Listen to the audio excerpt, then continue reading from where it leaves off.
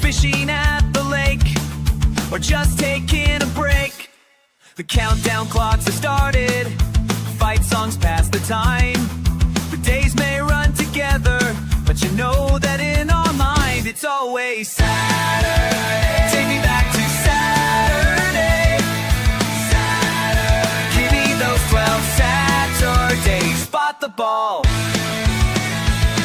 March Madness is a blast, and we love baseball games, but nothing beats the feeling of having a killer slate of games. It's always Saturday. Take me back to Saturday.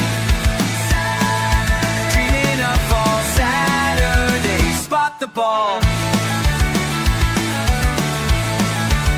Spot the ball. Oh, college football. Saturday.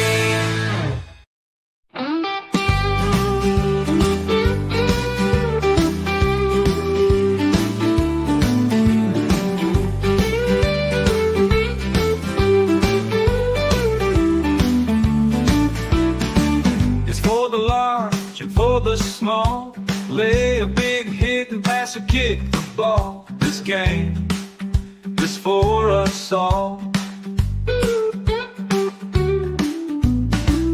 From Seattle down toward the Keys, this game is you, this game is me. Cats, dogs, and steer, even a tree. This game is America, so sing it loud with me. College football forever. College football forever. Downtown LA, Starkville sit. 1 week you're up next, take a dip. Run the rock or let it rip. This game is America. All say, can you sing it with me? We just stepped on her face with a hot-tail broken across her nose. Whoa, Nelly! College football forever. College football forever.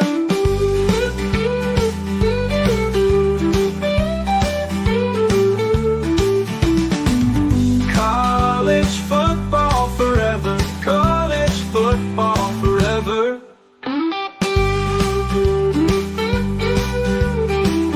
College football is a year-round discussion with these two. Here's JC and Morgan. Mike Morgan of ESPN and JC Sherbert of 24/7 Sports have you covered, beginning right now. And a good morning and welcome, everybody. It is episode of 289 of JC and Morgan, now in our 10th year of existence. He is JC Sherbert, 24/7 Sports. I am Mike Morgan, and the guy you don't see is Mad Dog, Phil Molinax, running all the controls, pulling the levers. He is the man behind the green curtain. We welcome everybody to another installment of the show, and there's lots to get to. The fastest hour in college football coverage right here. The JC5 is coming up. G5 John is coming up. And just some overall thoughts of what was this past weekend and what is going forward. And JC, I hate to start off with these stories because it's somewhat negative. Nobody likes to see any person lose their job. But because it's not just in a vacuum, somebody losing their job, it's somebody that's about to get said lost job, and that someone could likely come from another program, so then they would have an empty job. And so it's like, you can't go away from this. You have some major job openings, and I don't think we're done. If you recall in the summer, I brought up one stat that I thought was, I don't want to say alarming, but I felt like we were on the verge of something. I always talk about volcano programs. That's part of our glossary here on JC and Morgan. Well, we had a volcano situation in the SEC because for the first time since 2018, not a single coach was fired. And you know what that means? That means a lot of people are getting pink slipped the following year. And here we are with Billy Napier now joining Sam Pittman just days after James Franklin of Penn State. And oh boy, we've got a heck of a list. In fact, Phil, if you can put that on the screen, I want to get JC's thoughts on these job openings because I think we have. Yeah, this is from Brandon Walker. I don't know Brandon. JC, I know you've had him on your show before, but I enjoyed anybody who just is really passionate about college football. I don't have to agree with everything, but Brandon brings it. He's with Barstool.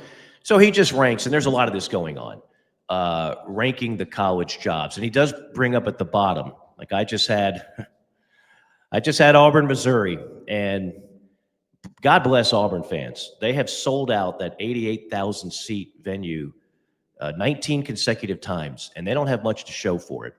But there's a lot of talk. They lose in double overtime. They once again found a way to lose a close game. If things continue, Hugh Freeze could be on this list, so Auburn could be on this list, and a lot of people think even Brian Kelly and LSU could be on this list.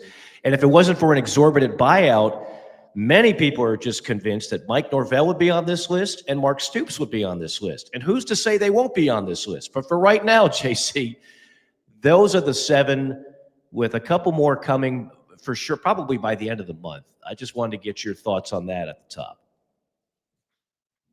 Well, I think that last year with revenue share coming and there wasn't a lot of egregious seasons. I mean, we talk about Arkansas, Sam Pittman, they went to a bowl. They got kind of bounced back, Brent Pry, it was obviously going to be a big year for him.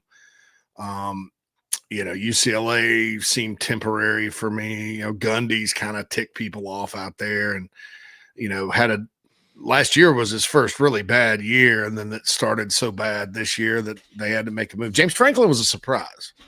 I understand that people get emotional and they get sick of losing big games. And, then you go and lose to UCLA and then almost an unforgivable loss at home to Northwestern. Northwestern's Pat Fitzgerald's definitely not walking through that door. Penn State to me is a lot like Georgia when they got rid of Rick, although they waited until the end. They're just looking for that guy to take it to the next level. That's hard to find. It's hard to find. Kirby Smart did it, but it's hard to find. So that's a great job. I would probably say Penn State's a better job than Florida just because I've never, you look at the track record of Florida on paper, it should be the best job. It's a great home field environment, passionate fan base. They've won it all before. There's talent. You can recruit to that school. You can recruit locally, nationally, whatever. But nobody's done it, Mike.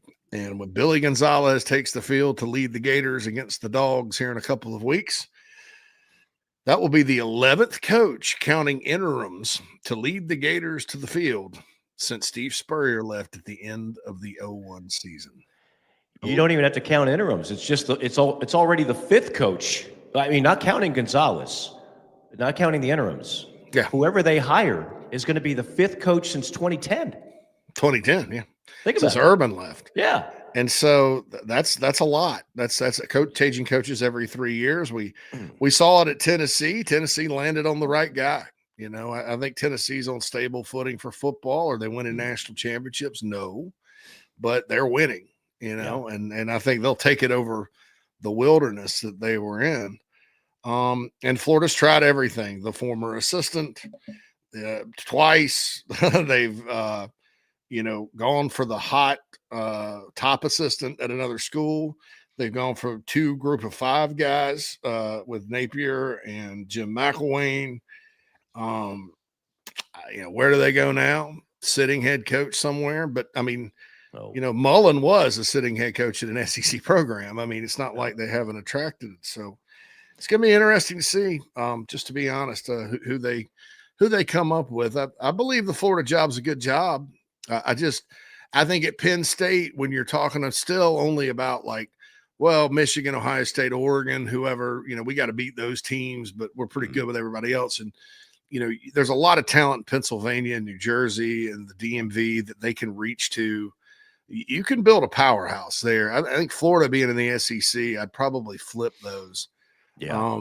Other than that, it's hard to argue with anything on this list. And if LSU does open, that's for my money, LSU's best job in the country, just because of you've been able to plug coaches in there and they've been able to win it all. I mean, it's just about access to talent and, care and all that. So with zero competition in your state. None. Yeah, none. And that's the and difference. You're located down there on the I-10 corridor. So from Jacksonville to Houston, Texas, if you get on I-10, you could probably collect 8 high-level D linemen every year from that corridor. I mean, going from Houston to Jacksonville, through Mobile and all of Louisiana. I mean, and those guys are hard to find.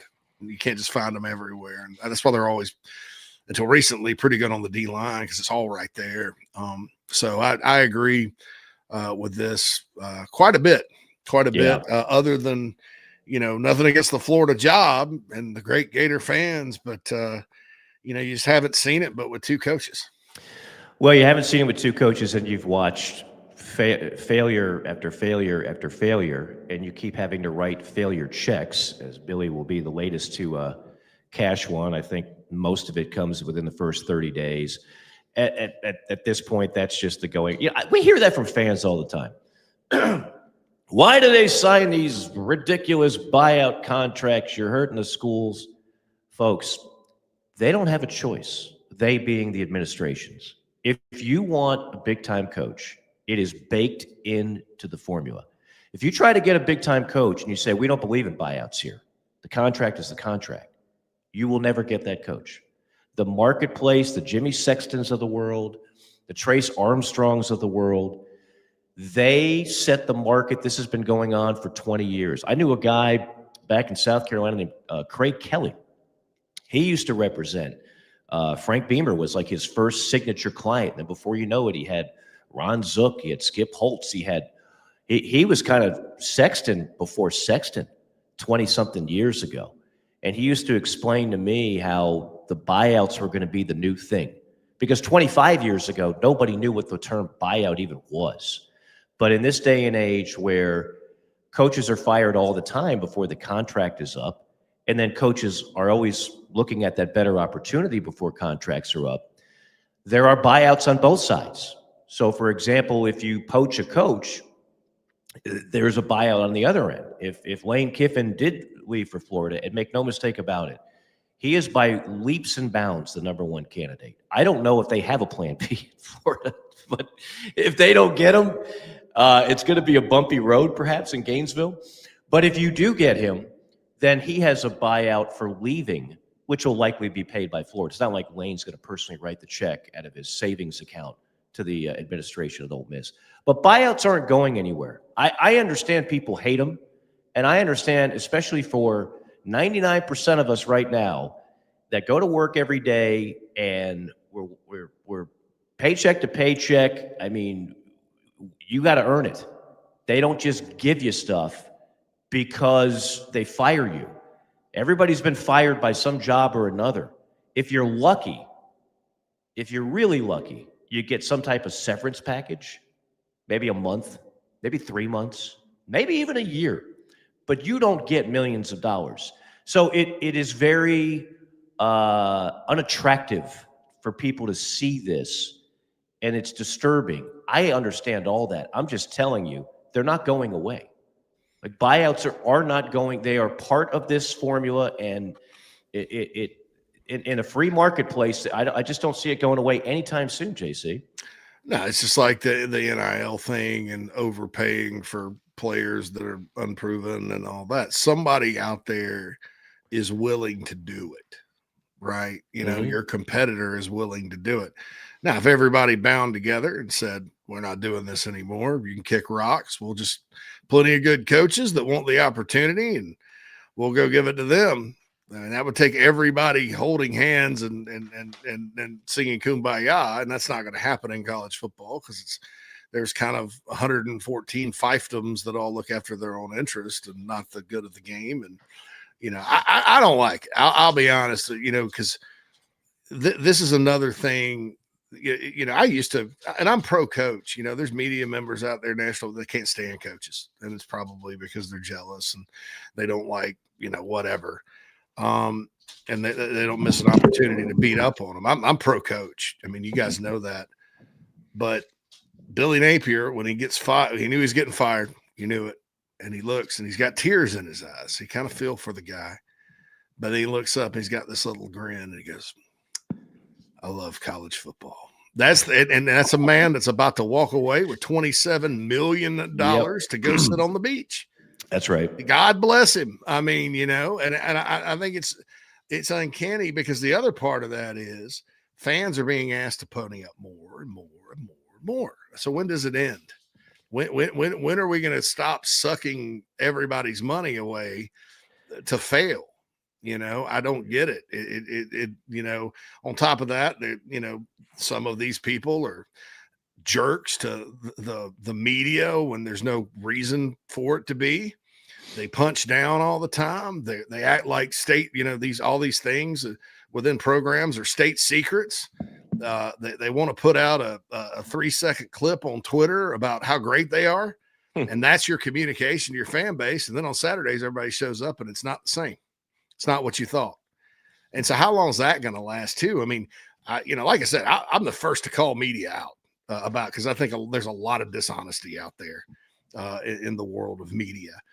But if you sit there and punch down on these folks that are trying, the honest ones that are trying to cover your program and communicate to fans, and they're the ones telling the truth, and everything else is like coming from Pyongyang, from state TV, and then reality doesn't match that, how long are the fans it's going to erode the whole sport like all this other stuff. May not happen in our lifetime, but it will. And on top of that, they're state-supported institutions. They're like the Big Ten's talking about this private equity, and a congressperson said, "Hey, look, these are public assets, and you're selling them to a private equity. You can't do that. These teams and these programs belong to the fans and the public." And I just think that when you consider the money and the money fans are being asked to pay and all that good stuff, there needs to be a little bit more of I guess. On the part of coaches who I understand are very myopic and just are concerned about coaching ball, to communicate a little better and, act like they're a little bit more grateful for what the fan bases provide. Yeah. Yeah. It mirrors the pro model more and more, although oddly enough, I say that pro coaches don't have those kind of buyouts, but they don't have Jimmy Sexton and they don't have the same leverage. Pro coaches, like literally just, unless you're Bill Belichick or Mike Tomlin, typically they last like 4 years, then they're gone. It's just kind of the deal. You mentioned the buyout number for Napier. So if you include Arkansas, Oklahoma State, Oregon State, Penn State, UAB, UCLA, Virginia Tech, add Florida, by my math, we're at about $121 million in buyouts. And we're not done yet. We are not done yet. There's going to be a couple more. So we'll be over $150 million. Here's a number to remember. We'll be over $150 million in buyouts for coaches by the end of this season. That is alarming in some ways. Here's another number that's interesting, I thought, and then we'll dive into the JC5. Mike asked a good question.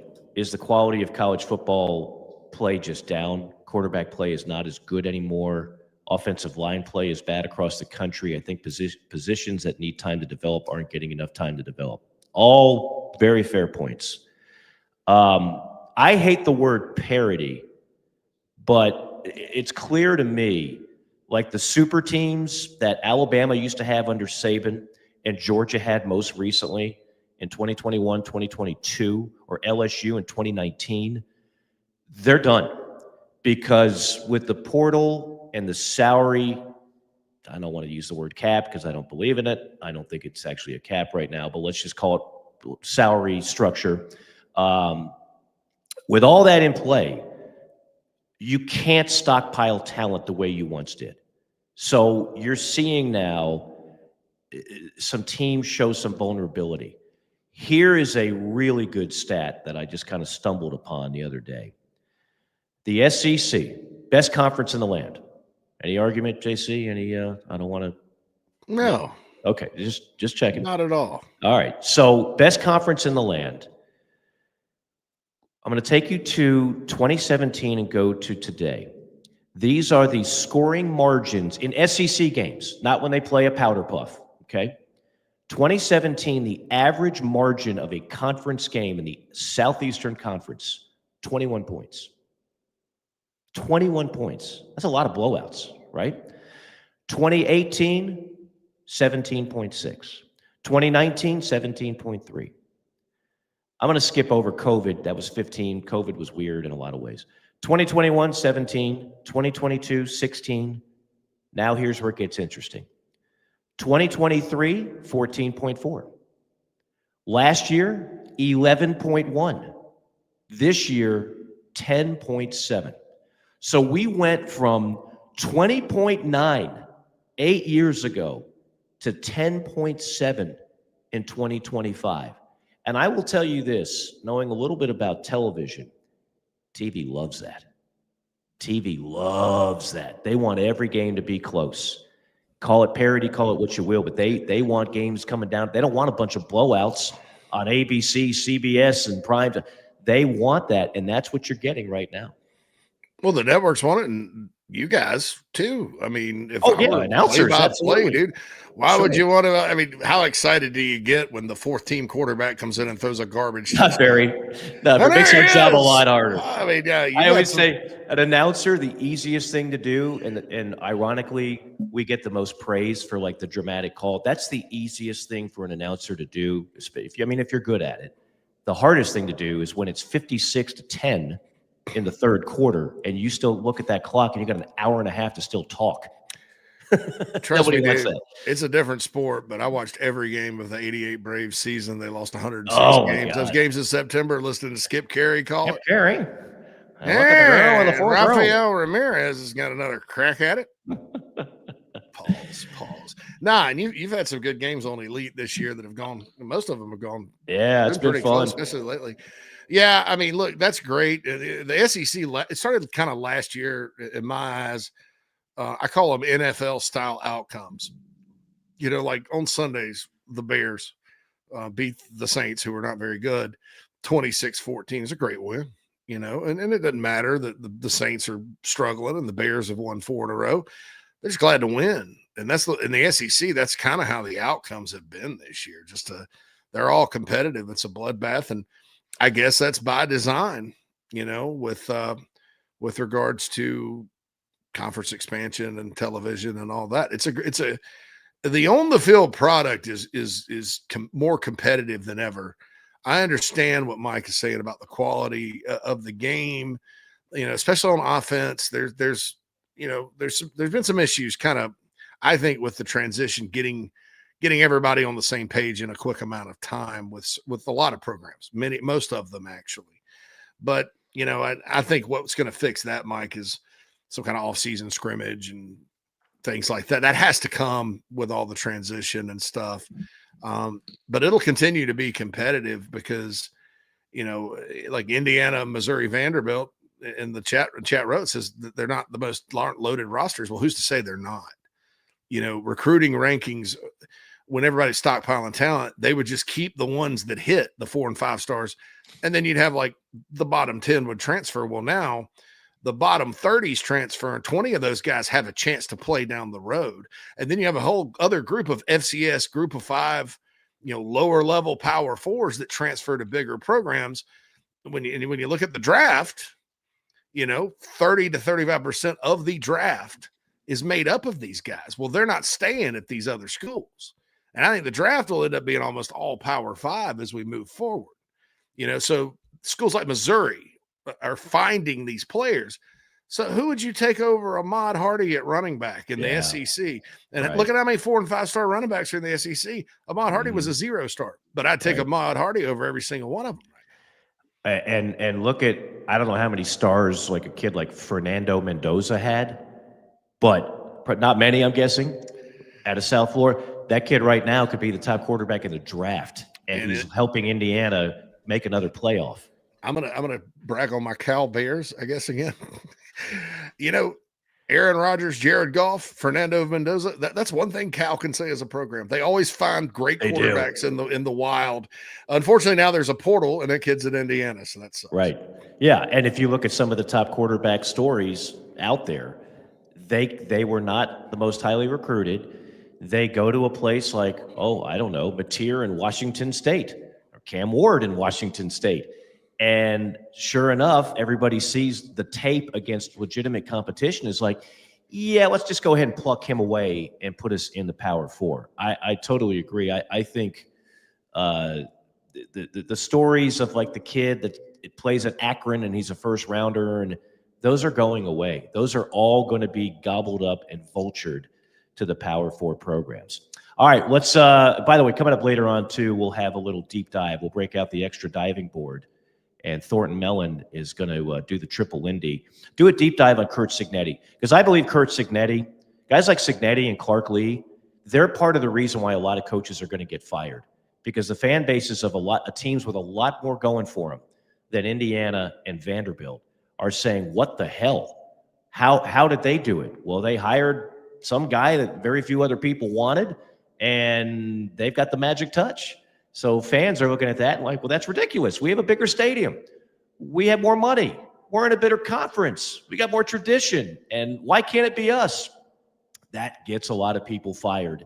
But Cignetti is one of the best stories, I think, in the last 20 years of a coaching grinder who gambled on himself. JC, you and I have we've both done that in our careers. Sometimes you got to bet on yourself. Sometimes you really got to throw your you-know-what's on the chopping block because you believe in yourself. And that's what Cignetti did. He cost himself money in order to think he played the long game, and boy, did it ever pay off. I'll tell you what else pays off, the JC5. It's time for the top topics in the sport. We bring the JC5. Number 1. Okay, you mentioned Curt Cignetti. Did you ever think, Michael, 2 years ago, I'll give you 2 years leeway on this, that college game day would be in Nashville for Missouri and Vanderbilt. These are old SEC East foes. They played every year since Missouri came in the league. And then this game would have playoff implications. I'm glad you tagged it with playoff implications. I believe the winner of this thing is going to the playoff. I don't think either team will be in the SEC championship game, but I think the winner of this will be in a 12-team playoff. Vanderbilt and Missouri. You could add Eli Drinkwitz to a guy who's getting people fired and going to get people fired, because that was a non-plus hire when it was made, and now all of a sudden people are going to try to poach Eli from Mizzou. Mizzou's got more money than you think, people. I'm just throwing that out there. He's pretty happy where he is in Como. You could not see this coming. I'd be the first one. I'll raise my hand. I thought the last couple of years the magic would run out a little bit on Mizzou. Now that, granted, they have had an easier schedule than most teams in the SEC. I'm just being honest. They have. Missouri fans would concede that. But 21 wins the last 2 years and on pace for another good year. Like you mentioned, I just did Auburn, Mizzou, double overtime. Auburn had to have that game in so many ways. Mizzou did not play their best game, and they just found a way to win. And that's what Eli has been doing now for a while. They don't blow people out typically, but they find ways to win. And the one game they lost, that was a final possession game against Alabama, who might be the best team in the country. Who knows? I think it's a terrific story. If you would have told me that game day was going to Vanderbilt for any reason, I would have thought you were insane. JC, stay off the cough syrup. It's not worth it.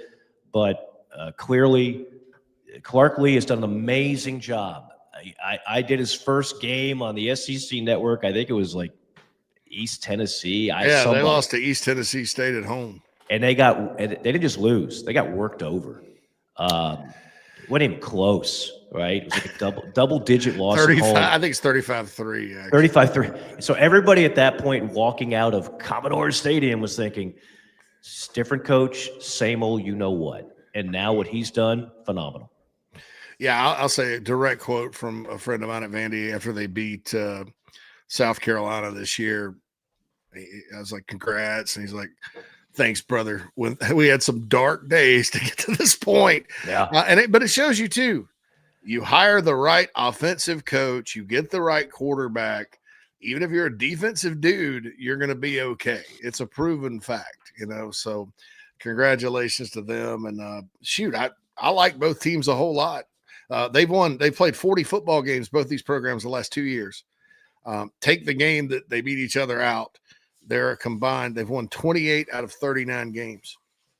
That's Vanderbilt, Missouri. Ridiculous. Missouri's 27-6 the last 3 years. It's unreal. It's unreal. And Diego Pavia, again, if you stand next to Diego Pavia on the field, and I have, and I'm looking at him a little shorter than I am, and I'm looking at this kid, and I'm looking at all the other athletes on the field at the same time in an SEC game. And I'm just like, how? But that kid has more moxie. He is just this is what recruiting rankings cannot typically find out. You don't know what's in the ticker. You don't know what's in between the ears. You just break down the metrics. And the metrics say he has no business being an SEC quarterback. But then you go to the intangibles, and who the hell wouldn't want Diego Pavia right now? And in this game, it's the hardest. That's why it's hard to evaluate it, because this up here and this in here matters a lot. A lot of talented guys. It's a talent maximization game.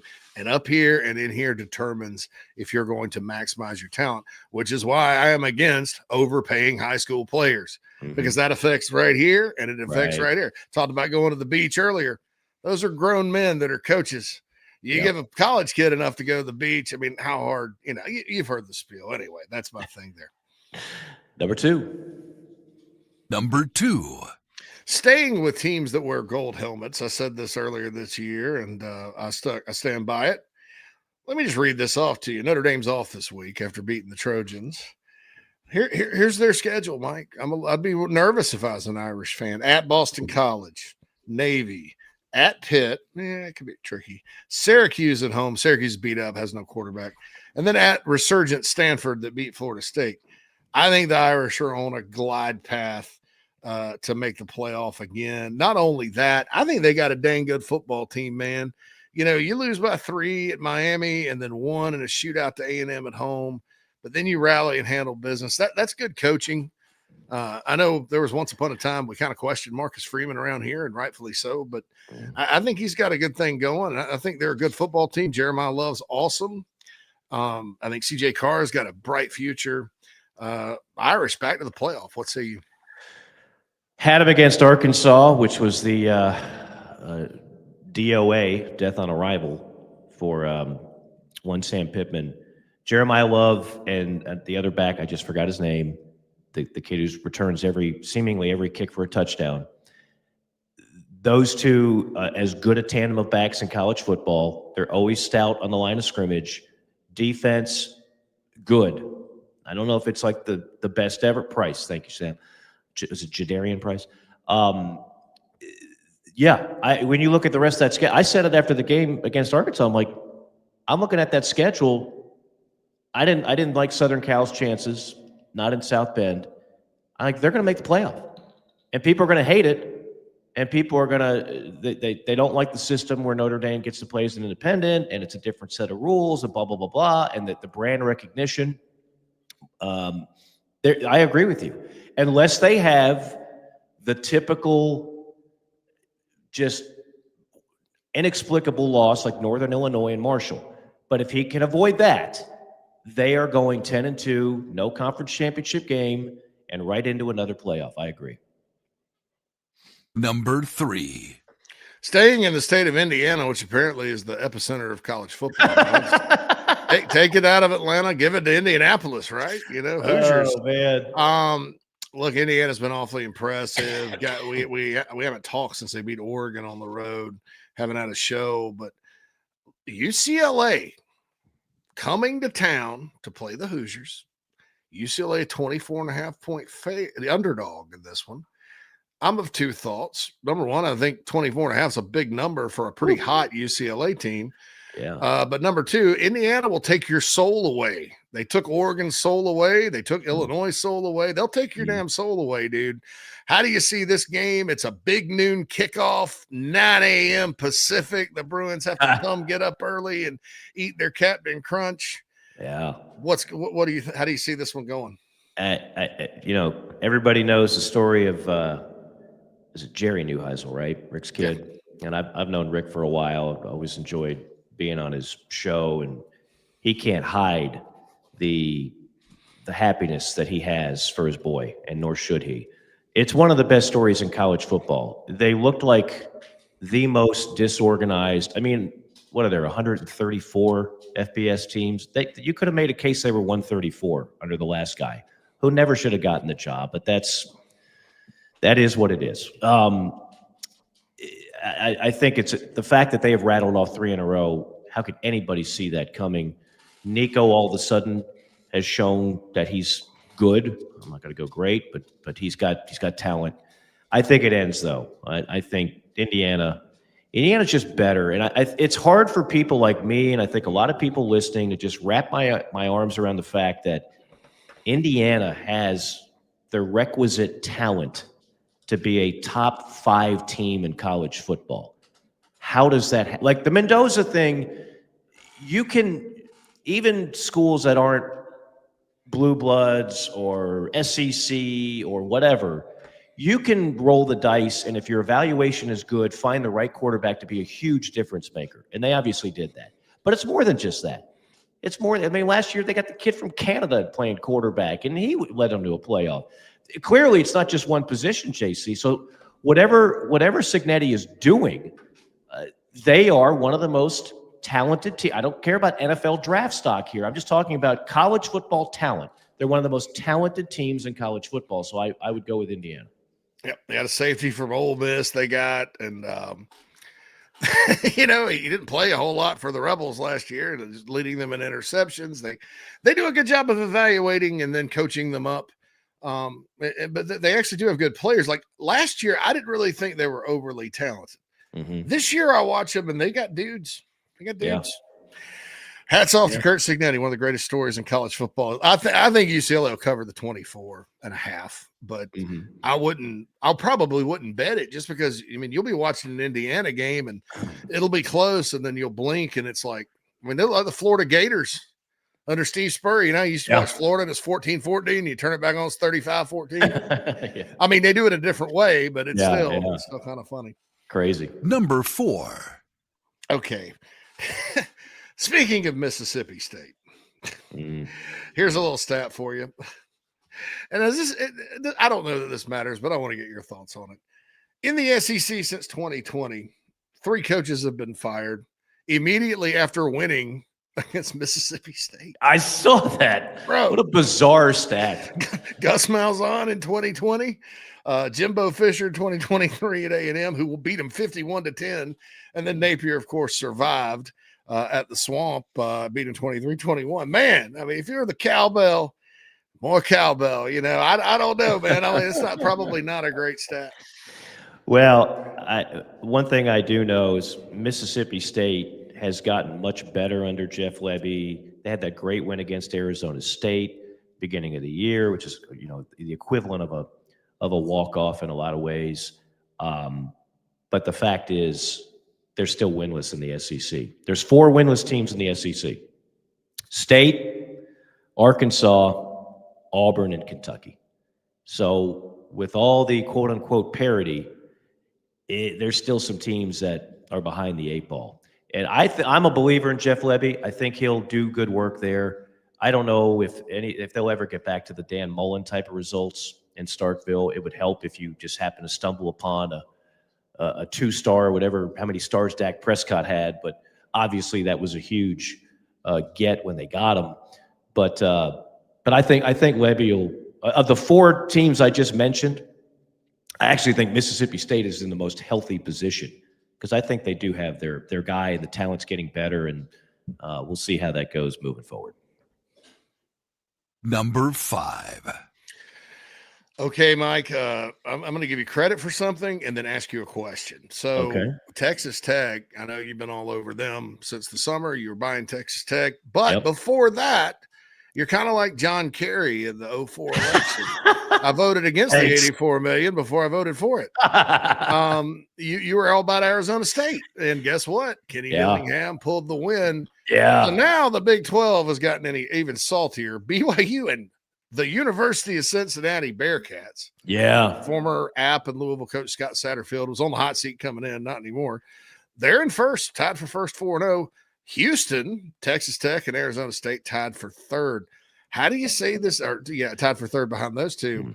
How do you see this shaking out, man, in the wacky Big 12? The wild and wacky Big 12. Are you sticking with Texas Tech would be my question. Well, let me start off with, since you mentioned Arizona State, Kenny Dillingham and Jeff Brom, if they weren't coaching their alma maters, they would be poached in a second. Those are two really good coaches. Jeff Brom, to me, has been one of the best play callers for a decade. I mean, I go back to when he was at Western Kentucky, then Purdue. He's knocked off 3 top 5 teams, and it's all about the U-Dogs go down at home on a Friday night game, which had trap written all over it. So congratulations to Louisville for being a great story there. Okay, Big 12. I'm still high. I still think Texas Tech is the most talented and the best team in the Big 12 conference. Their quarterback has been banged up. They've had to play 2 guys, but give credit where it's due. They just flat out lost. I've got them at home against undefeated BYU. That could be like a top 15 matchup. I think the winner of that game wins the Big 12 conference. I like. Wow! Say that again. I think somebody turned on the microwave. I like BYU a lot. They're kind of a throwback team and all that. But I'm with you. Arizona State to me is good this year. They're not Scattaboo level good like they got hot at the end of last year, but they're good. Right.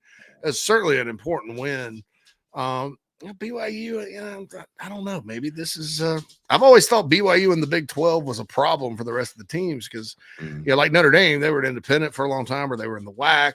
But that's a national program with a national following. We just don't think about it. Right. With grown men who are like. A lot of dude. They go on those before missions. COVID. Before COVID, there was only one program playing with 24-year-olds, and that was BYU. Papua New Guinea handing out the Bible and building houses for 2 years, and they come back and football's easy. Yeah. So they've already got a 401k portfolio before the senior year. It's BYU's an interesting thing. I like Kalani Sitake. I met him when he was coaching at Utah at a camp in Salt Lake City, summer of 2009.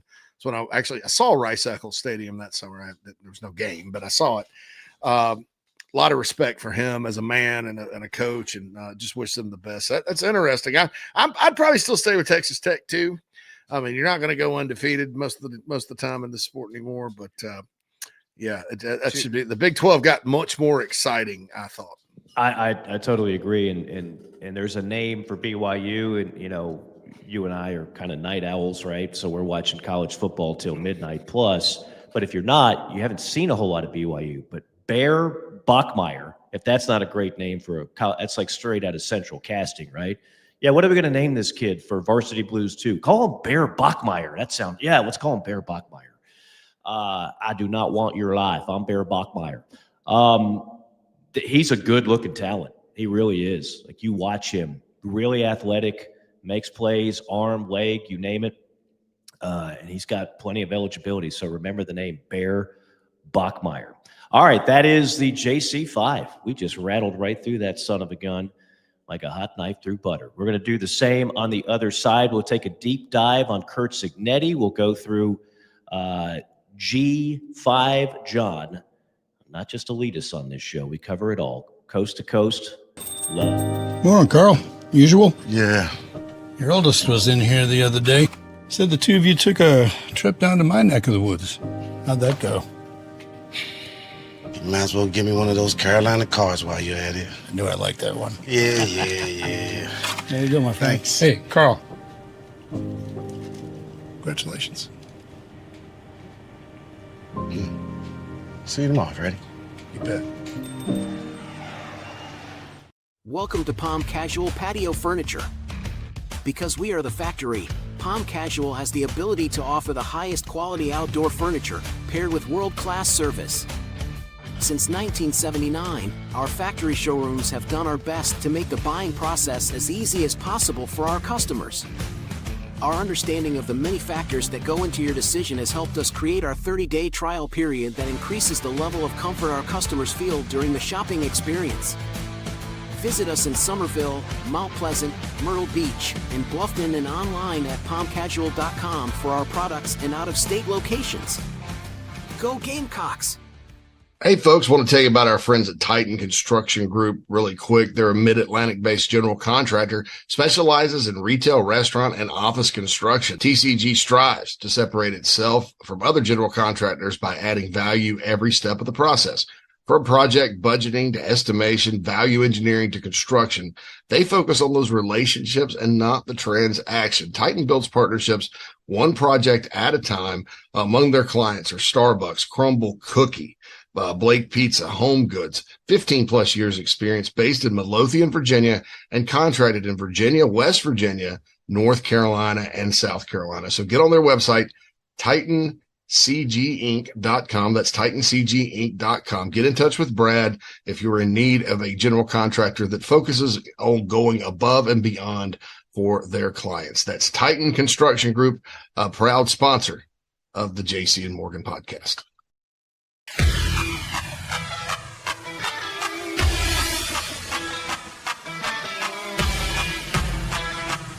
We're passionate about making sure that the Nest and Wild mattress is the best it can be. Made well and made right. Right here in Tupelo, Mississippi. So how can we do all that? Work. Hard work. And that means something. The Nest and Wild mattress is a movement. It's a pride in where you come from and where you're going. So get comfortable, because this movement is just beginning.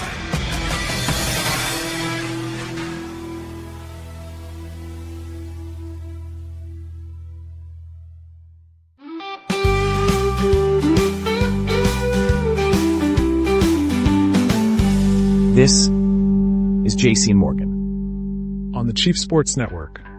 College football forever.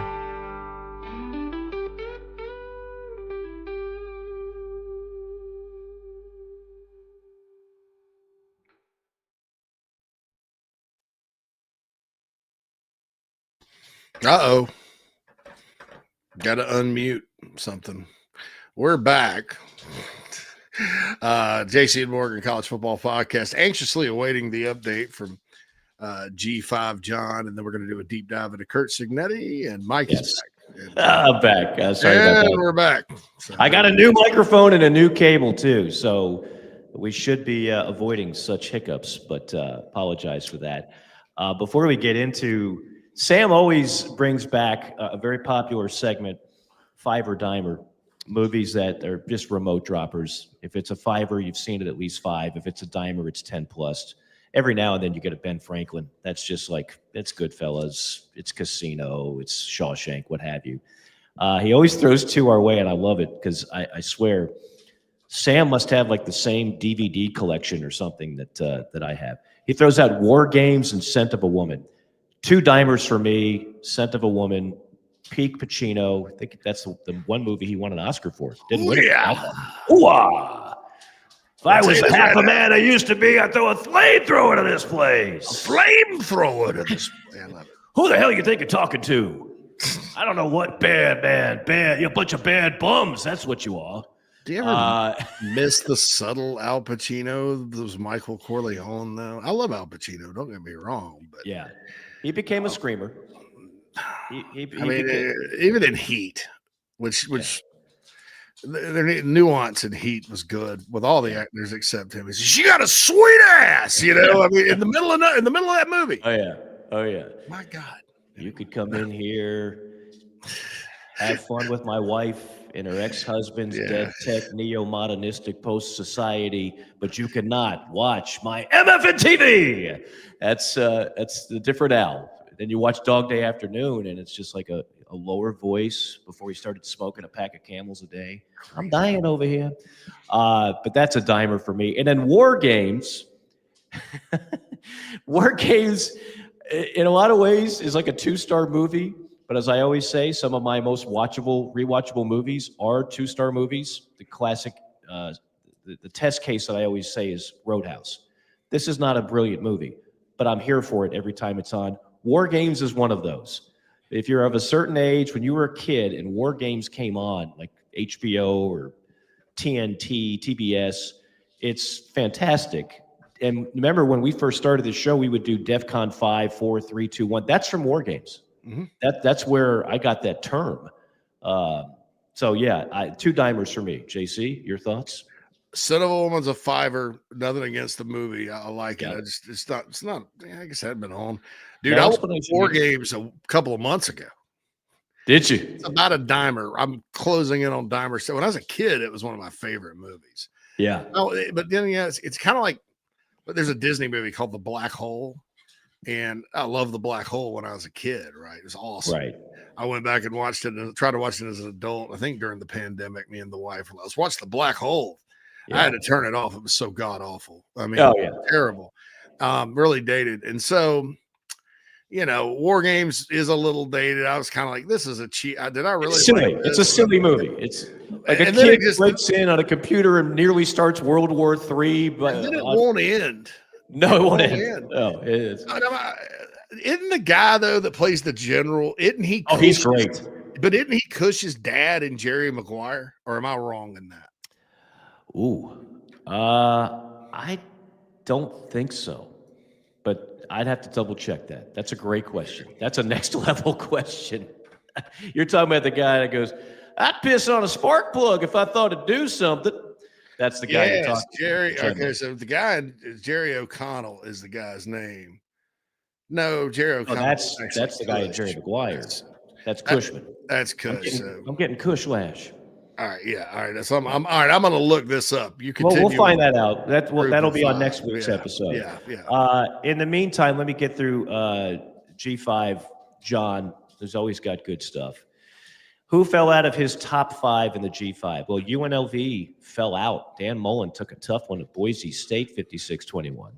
Memphis lost to UAB 31-24. That one no one saw coming. That was after they fired Dilfer.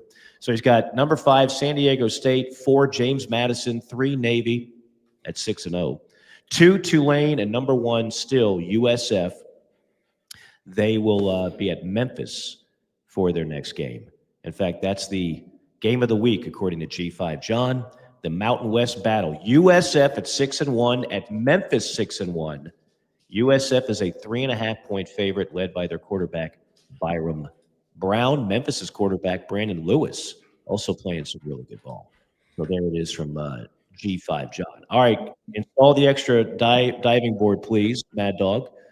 We need to go ahead and do a deep dive. We haven't done this in a while. All right, I'm an idiot. Bo Bridges was in Jerry Maguire, right? And then the guy that Barry Corbin was in War Games. So. And Barry Corbin's been in a lot of stuff. He's one of those. That guy, him again. He's that guy. Yeah, he's been in a bunch of stuff, but I can never remember his name. He's Texas Tech graduate too. Oh, well, there you go. Maybe he's part of the Matador Club. Maybe he's given $1 million on War Games royalties. All right. Put on your scuba gear. Mike's taking on a deep dive. I forgot we had that. We haven't done this in a while, and I miss it, damn it. The Golden Pipes of Gary B. leading us in. Okay, so where did Kurt Signetti come from? Like, everybody knows he was James Madison. But here is a guy. I just sounded like Collinsworth. Here's a guy in Pat Mahomes. Here's a guy who was born in Pittsburgh, PA, back in 1961. He was a quarterback at West Virginia, 79-82. I don't know if he ever saw the field, I've never seen a single highlight of Cignetti actually playing quarterback at West Virginia, but that was his position. Okay. So what does he do? He graduates in 82, first job in 83. He's a GA at Pitt. Okay. Now, if I'm not mistaken, that would be just after Dan Marino. So he didn't have Marino. 85, he's a quarterback wide receivers coach at Davidson.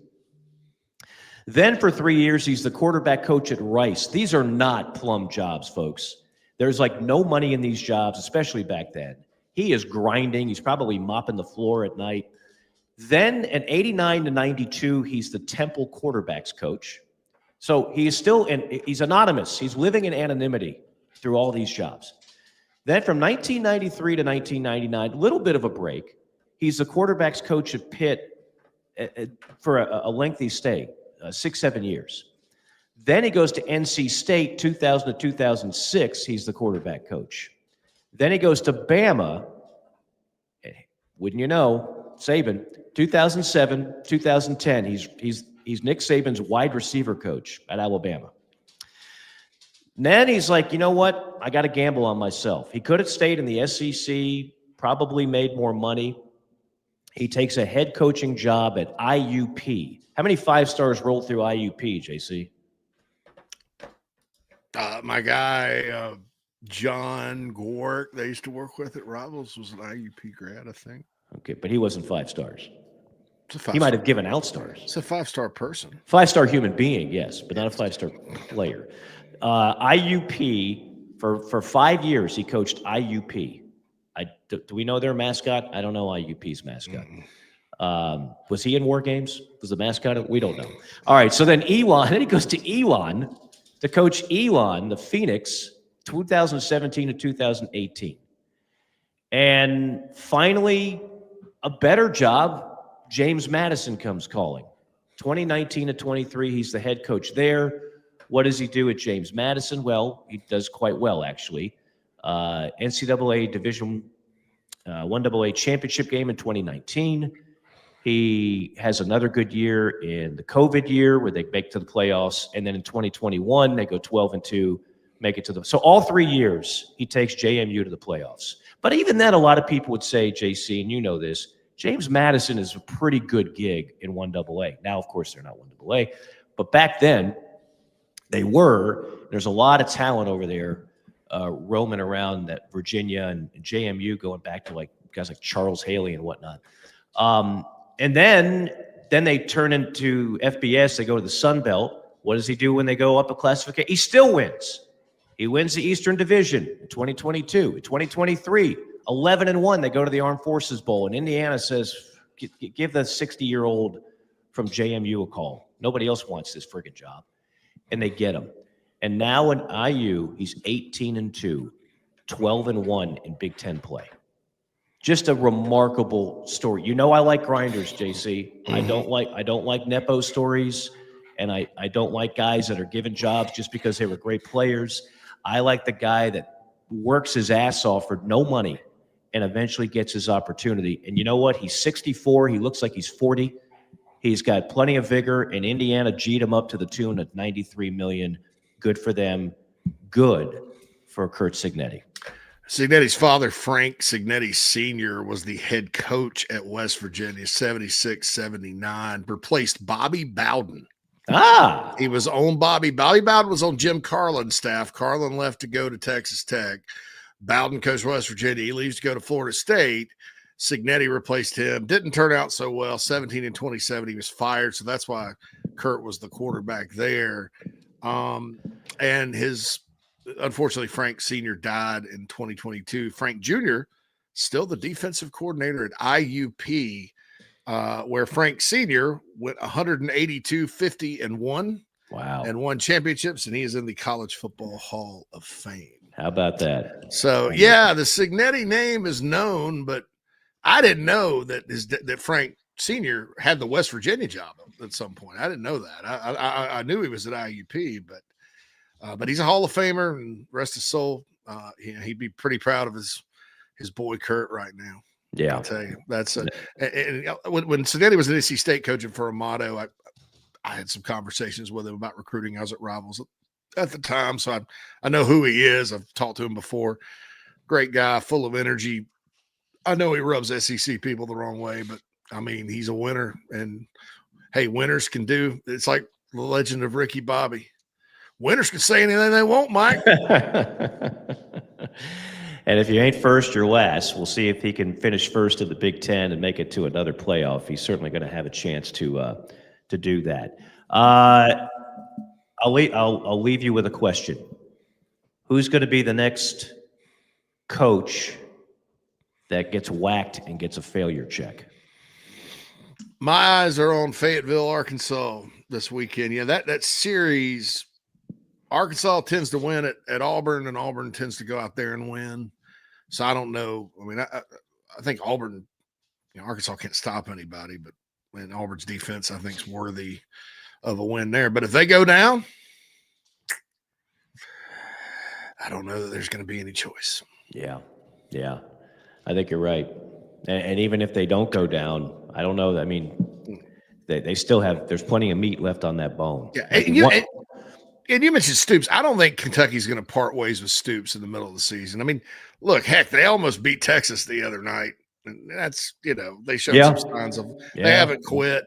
They could lose out and be fine. But at Auburn, I think Auburn and Florida won played for 4 national titles, won 3 in a span of 8 years. That's almost half the national titles. And they were in half the national title games between 06 and 13. How many? I mean, they have fallen off the map. So yeah, and in the case of both of those it's not just one guy. Remember Brian Harsin? That was a disaster. That was the problem. And I think if you're Auburn, even though Hugh Freeze may not work out, you're better off letting your boosters pick the coach than letting whoever your A. Now Cohen's probably different than that guy they had that picked Harsin out of a hat, but it'll be interesting to see who they go after. A lot of John Summerall talk there. That's who they want and love. That's going to be fascinating. Does Lane go to Florida? Is going to be fascinating. Who gets the Penn State job is going to be fascinating. What's going on in Tallahassee is fascinating. It is crazy time right now in college football. We're not even just talking about the games themselves. Again, we are powered by Avocare, avocare.com for all your health needs. You want to get some spark, as I do each and every morning. Love this stuff. Just mix it with water, no sugar, better than coffee or any of the other. Some of those energy drinks will literally start your car if you just pour it on the battery. It's toxic stuff. Be careful what you digest there. Also rehydrate, better than Gatorade. A number of products that'll help you sleep. Products that'll help your workout. Avocare.com, promo code Mike Morgan. Save yourself 20% there. We'll be back next Tuesday, as we are each and every week. Want to thank Mad Dog, Phil Mullinex, and, of course, JC. I am Mike. JC, we'll see you next week, man. Should be a lot of fun. Let's go. See you later. All right. See you guys. So long.